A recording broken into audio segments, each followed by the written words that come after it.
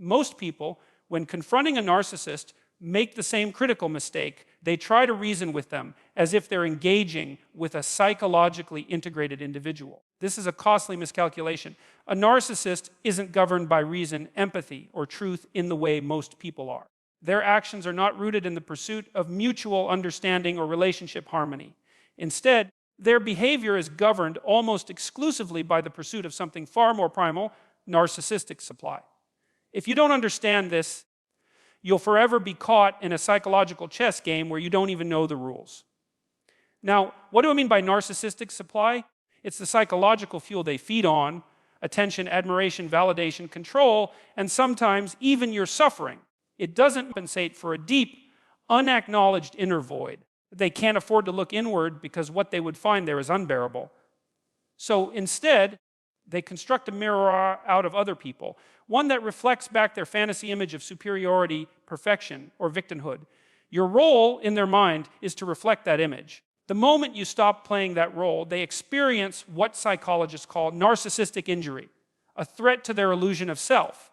That threat triggers rage, manipulation, or withdrawal. Understanding this dynamic is liberating, because once you see that the narcissist is addicted to control and attention the way a junkie is to a drug, you begin to understand the power of your silence, your boundaries, your emotional non-reactivity. You realize you can dismantle their influence not by engaging, but by disengaging. You don't starve a parasite by feeding it different nutrients. You starve it by cutting it off completely. Now, some people might hear this and think, that sounds harsh, or isn't that cruel? But cruelty implies intent to harm. What I'm talking about is a strategic withdrawal from a psychological predator who thrives on your confusion and emotional investment. It's not cruelty, it's clarity. This is where people often get stuck. They think if they just explain their feelings better, if they just show the narcissist how much they've been hurt, then surely things will change. But here's the brutal truth: the narcissist already knows they've hurt you. In fact, your pain may even validate their power. You're not showing them your humanity, you're showing them your utility. And the moment you stop being useful to their ego, they will discard you, or worse, destroy you emotionally. So stop assuming you're in a shared emotional landscape. You're not. You're in a psychological arena, and you're being evaluated not for who you are, but for how well you serve their delusion. That's why the first step to outsmarting a narcissist isn't confrontation, it's comprehension. You must understand what they are before you can decide how to deal with them. That doesn't mean pathologizing every difficult person you meet. It means being discerning. It means asking yourself, is this person capable of genuine self-reflection? Can they admit fault without spiraling into denial or blame? Do they treat others as ends in themselves or merely as tools for their gratification? These are not just interpersonal questions, they are philosophical ones. Because your willingness to tolerate narcissistic abuse is often tied to your own lack of self-respect or fear of abandonment. Outsmarting the narcissist, then, is not just about exposing of them, it's about confronting the parts of you that allowed them to take root in your life in the first place. That takes courage. That takes radical self-honesty. So if you're still trying to get the narcissist to see your worth, let me save you some time. They already do. That's why they're trying to destroy it. And here's your final takeaway: the less you need to be seen by the narcissist, the more invisible their power becomes. When people first learn what a narcissist is, they often make the mistake of thinking the most effective response is to fight back directly, vocally, and emotionally. But if you've ever tried to confront a narcissist, you'll know it's like pouring gasoline on a fire and expecting it to go out.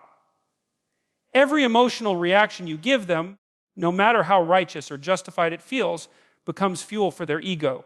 The outrage, the tears, the desperate attempts to explain. They feed on all of it, and not just passively. They actively provoke it. That's why the concept of emotional neutrality, what's often referred to as gray rocking, is so crucial. But I want to push this deeper because many people misinterpret gray rocking as mere passivity. It's not about being lifeless or numb.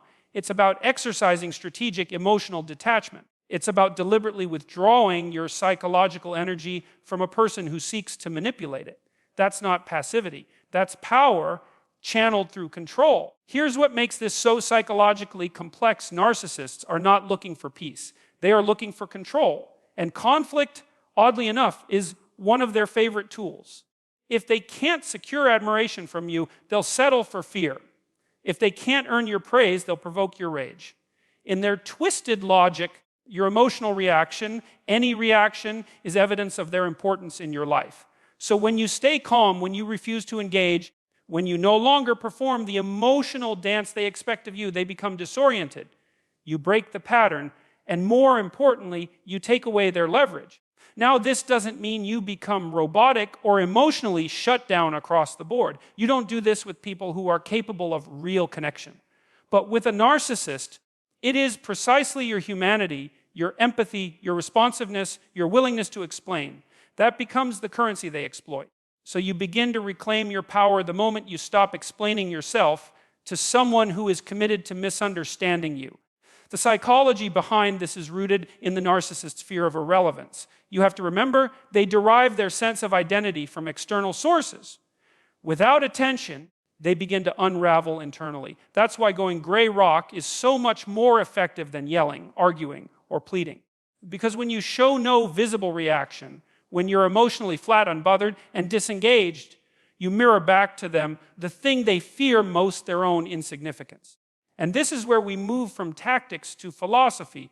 Gray rocking is not just a tool, it's a mindset. It represents a shift in your inner world. You're saying, I no longer exist to manage your emotional experience. That's a radical act of autonomy. It's the refusal to perform in a play you didn't audition for and don't want to role in. And this refusal is not weak. It's not cowardly. It's a form of psychological aikido. You absorb nothing, you react to nothing, and by doing so, you destabilize the aggressor. But let's be honest, this is hard, especially if you're someone who's been conditioned to equate love with responsiveness or morality with empathy. You'll feel the urge to defend yourself. You'll want to make the narcissist see the damage they're doing. But you must remember the narcissist is not operating on the same ethical playing field. They don't want truth. They want dominance. And the longer you stay emotionally engaged, the longer you remain within their frame. What happens when you master this? The narcissist often escalates. At first, they prod, provoke, insult, and try to push your buttons. This is their panic response. They're testing to see if they still control your emotional thermostat.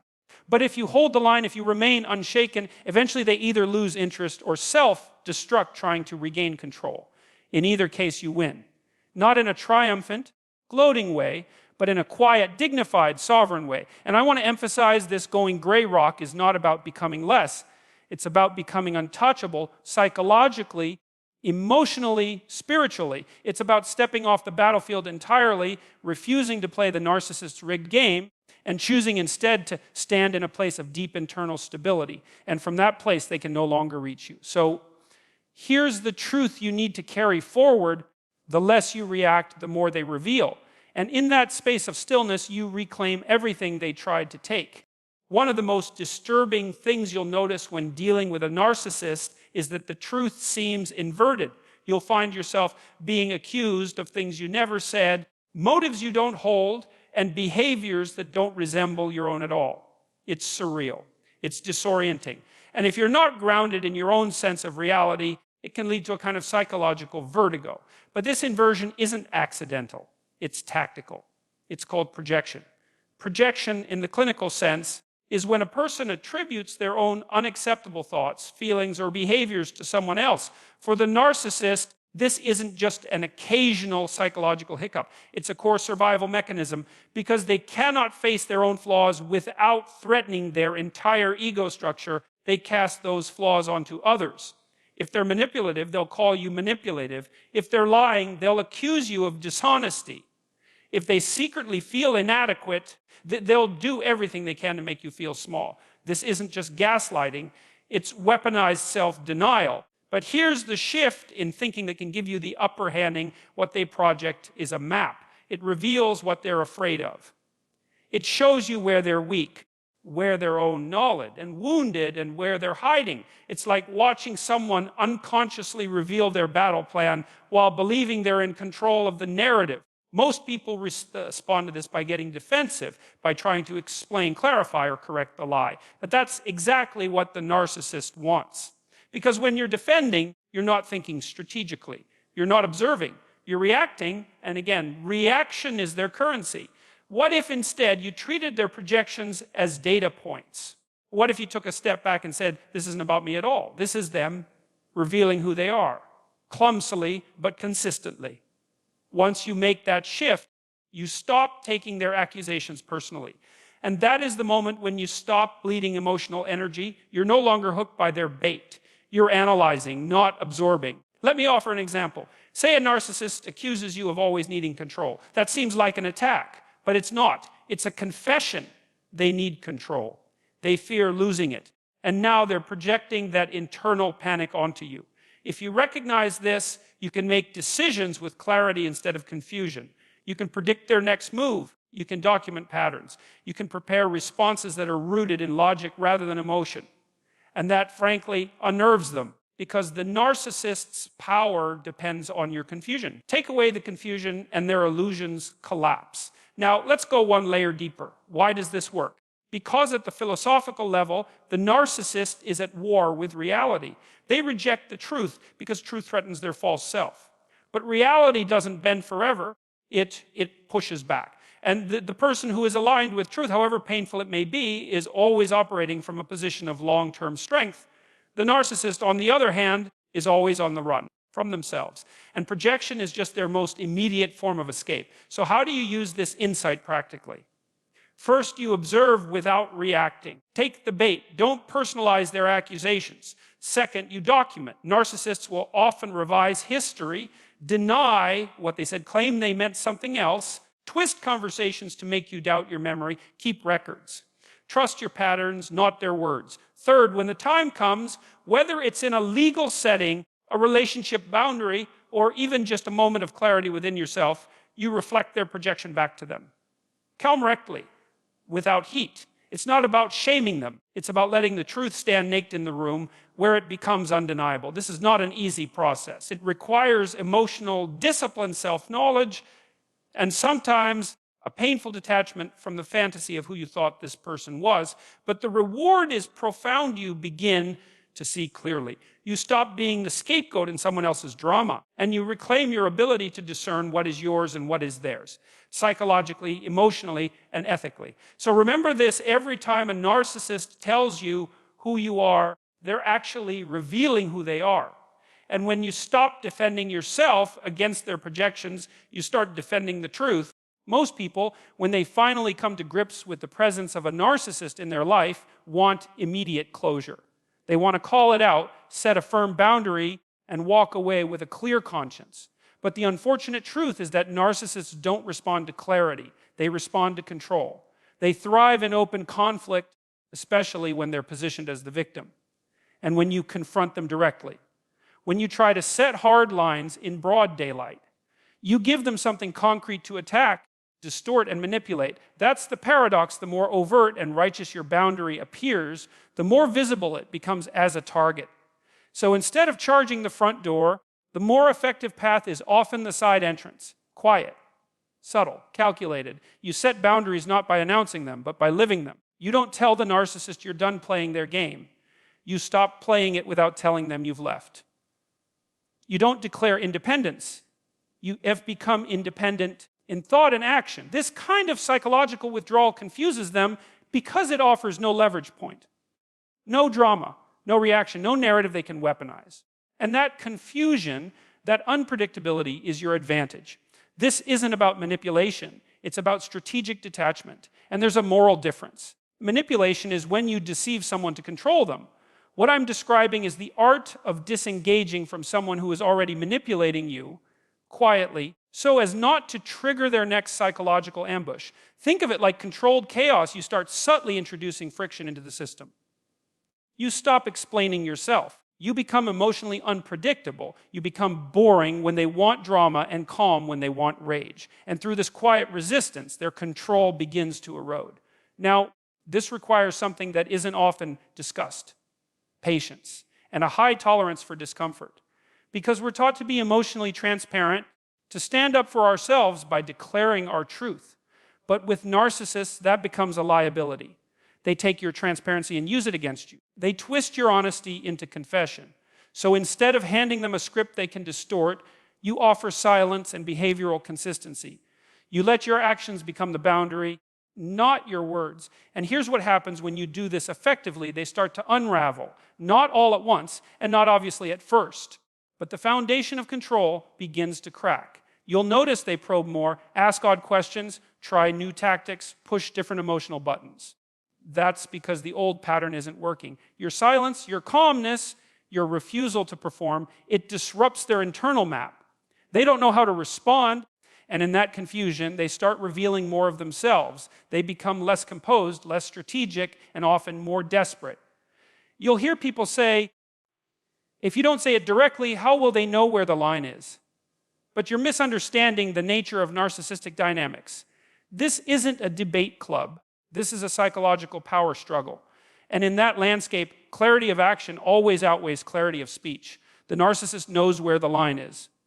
They just pretend not to. What they really fear is a boundary that works, not one that's stated. Now, I'm not suggesting you disappear into passivity.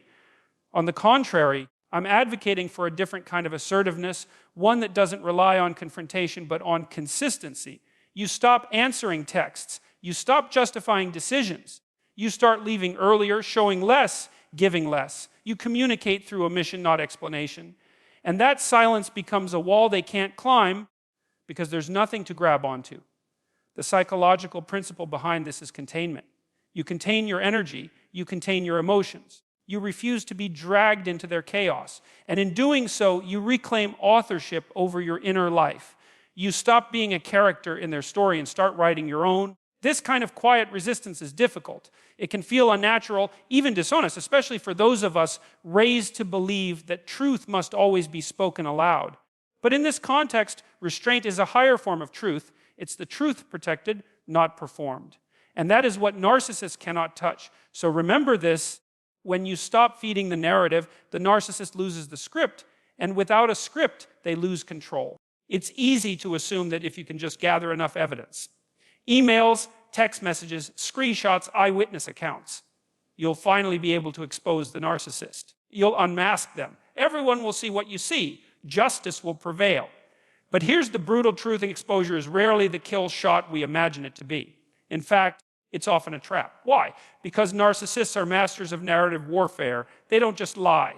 They construct entire alternative realities. And they do it with an unsettling degree of confidence and charisma. When confronted, they don't shrink. They perform.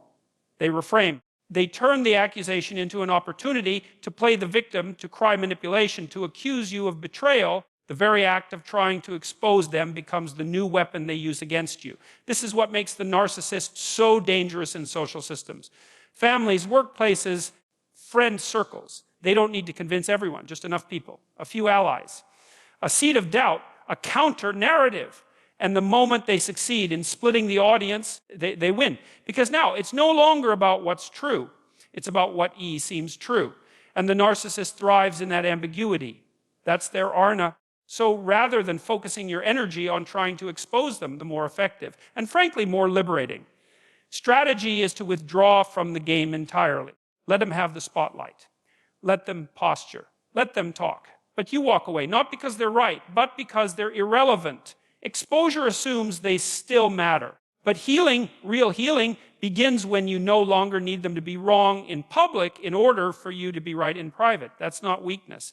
That's maturity. That's strength. That's psychological emancipation. And let's be honest, most people don't want to believe that the charming, competent, even benevolent figure they know is a manipulative force. It's uncomfortable. It shatters their sense of safety.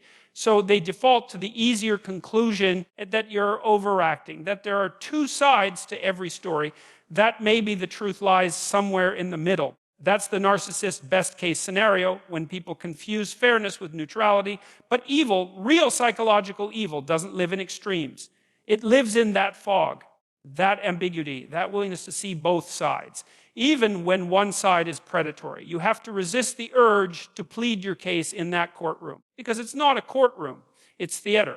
And the narcissist is better at theater than you are. Instead, focus on reclaiming your internal narrative. You know what happened. You felt it in your body. You live through the erosion of your boundaries, the slow unraveling of your identity, the disorientation of being gaslit and demeaned and discarded. That reality doesn't need external validation to be real. It just needs your ownership. And once you own it, you don't need to prove it. Now, I'm not saying never speak. There are times when confronting the narcissist or informing others is necessary, especially in cases of legal, professional, or physical safety. But the decision to speak must come from clarity, not desperation. From a place of strategy, not emotion. If you're still trying to make them see, and then they still have power over you. And that's what you need to break. Because here's the deeper principle: the narcissist wins when you stay in their frame. When you accept the premise that the battle is for audience's approval, you've already lost something vital: your sovereignty. But when you reject the frame altogether, when you say, I don't need to win this in your eyes because I've already won it in mine, you become untouchable. And that's not theoretical. That's practical. It changes how you walk, how you speak, how you choose your next move. It becomes your posture, not just your position. It's about stepping out of their story and writing your own. So if you've been waiting for the perfect opportunity to unmask the narcissist, to make the world see what you see, I want you to ask yourself a harder question: do I want freedom or do I want validation? Because sometimes in chasing the latter, we forfeit the former. And freedom is always the better prize. So hold this thought closing. The narcissist's greatest fear isn't exposure. It's irrelevance. And the moment you stop playing their game, you become the one who decides the rules. The most paradoxical realization you come to after untangling yourself from a narcissist is that the real victory has almost nothing to do with them at all. It was never about defeating them. Not really. It's about reclaiming the parts of yourself that you surrendered, often without realizing it. Your voice, your time, your choices, your dignity. And more than anything, your sense of reality. That's what they try to colonize first.